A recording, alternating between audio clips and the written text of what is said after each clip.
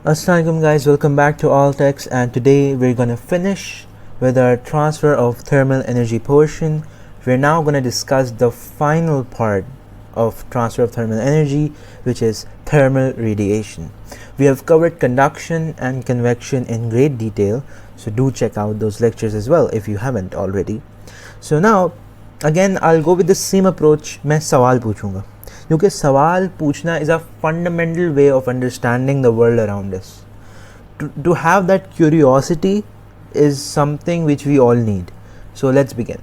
पहला सवाल जो तुम्हें पूछना चाहिए वो है कि यार ये है क्या चीज़, what is radiation. हमें पता है कि ये एक मेथड ऑफ हीट ट्रांसफ़र है, लेकिन किस चीज़ से ये मेथड ऑफ हीट ट्रांसफ़र होता है?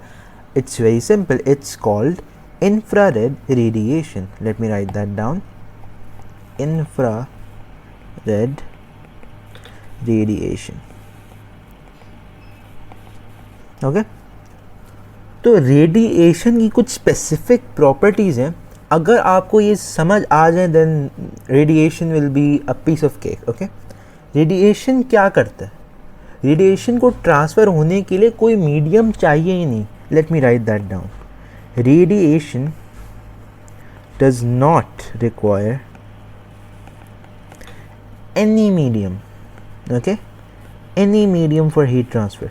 वो सुकून से हीट ट्रांसफ़र कर लेगा विदाउट एनी प्रॉब्लम्स. तो इसका मतलब कि radiation can take place in any medium, even the vacuum. There is no limit on radiation. Heat energy from the sun transfer होती है रेडिएशन के थ्रू. हर मैटर, आपका टेलीफोन, आपका आईपैड, आप खुद एब्जॉर्ब भी करते हो और एमिट भी करते हो रेडिएशन को. So this is something which is very relatable. तो let me write that down as well. Every matter can absorb as well as emit radiation. Okay, तो अब पता कैसे चलेगा कि कब हम या कोई भी सब्सटेंस एमिट करें या एब्जॉर्ब करें? बहुत सिंपल है. अगर आपका सब्सटेंस सराउंडिंग के हिसाब से ज़्यादा टेम्परेचर पे हो तो वो रेडिएशन बाहर फेंकेगा, एमिट करेगा. लेकिन if it's at a lower temperature then it will absorb radiation. But this is not it. This is the basics for radiation. Now we're going to discuss the factors which affect radiation and how does it impact in our daily lives with a few examples. Thank you. Now let's talk about the factors which affect radiation. First and foremost हमारे पास आता है रंग, color. So let's talk about it. How does color affect radiation? Color का बहुत great effect होता है absorption और emission पे. Let me explain. So let me write that down. Colours have a great effect on absorption and emission. कैसे? एक fact है कि dark colours can absorb and emit good. तो आप फॉर एग्जांपल अपने किसी टेबल को काला पेंट करोगे and it's like the scorching sun, बहुत गर्मी हो रही है बाहर, and you leave the table out and when you touch it it's going to be very hot and it's going to be hot for a long time क्योंकि वो absorb कर लेता है and it won't let go. दूसरा factor है हमारे पास surface texture. So let me explain. हमें पता है कि रेडिएशन कम्प्लीटली कभी भी नहीं स्टॉप हो सकती. It can not be stop completely, लेकिन वो रिफ्लेक्ट ज़रूर हो सकती है. Reflection is something it's very good at. तो अगर कोई हम शाइनी सरफेस रख लेंगे, जो हमें पता है it's a fact that shiny surfaces are good reflectors of radiation.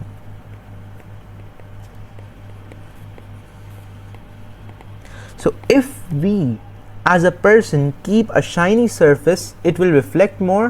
That means radiation won't stick. Okay. तीसरा फैक्टर है surface temperature.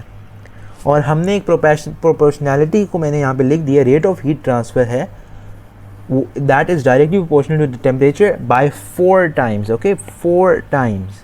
तो इसका ये मतलब है कि अगर टेम्परेचर डबल हुआ ना तो हीट ट्रांसफ़र 16 टाइम्स बढ़ जाएगी, and that's a huge number.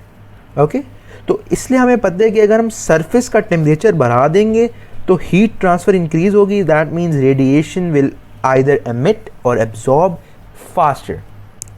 Now for the final factor. The final factor is surface area, और अगेन इसके अंदर भी प्रोपोर्शनैलिटी का बेस है कि rate of heat transfer is directly proportional to surface area. तो अगर ज़्यादा सरफेस एरिया होगी तो फास्टर एमिशन होगी.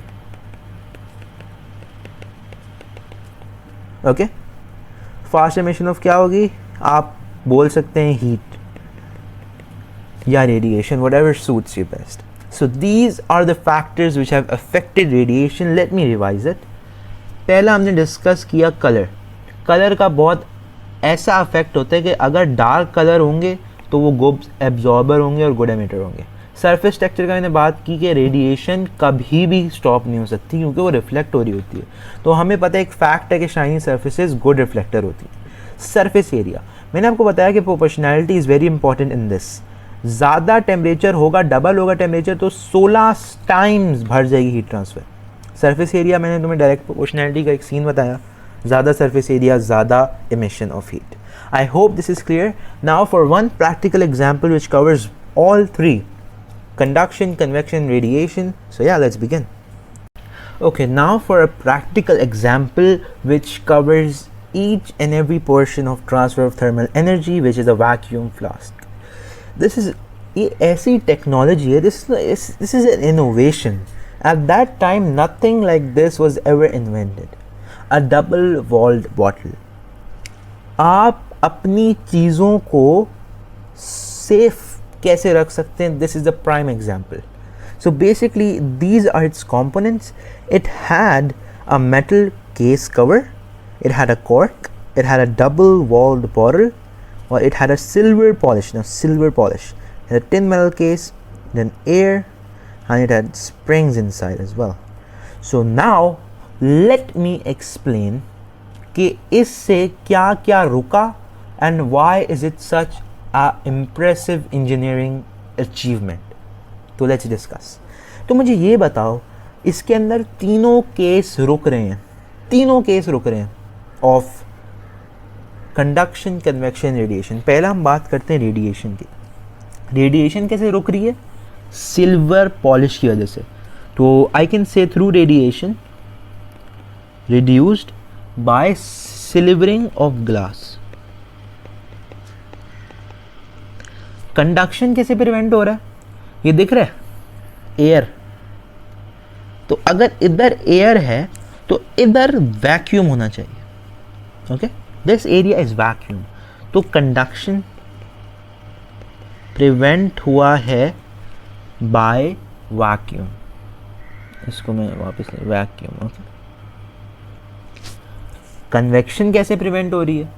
ये कॉर्क दिख रहा है, this cork is preventing convection. Convection prevented by the cork. So in this one example मैंने आपको सब बता दिया कि कैसे डबल वॉल्ड और कॉर्क होने से, कैसे सिल्वर पॉलिश लगाने से, और कैसे वैक्यूम क्रिएट करने से हमने तीनों forms of transfer of thermal energy रोक ली. Okay, so that is it. I have covered each and every portion for transfer of thermal energy. Inshallah, we'll begin with a new topic tomorrow. Thank you so much for watching this video. Have a great day. Allah Hafiz.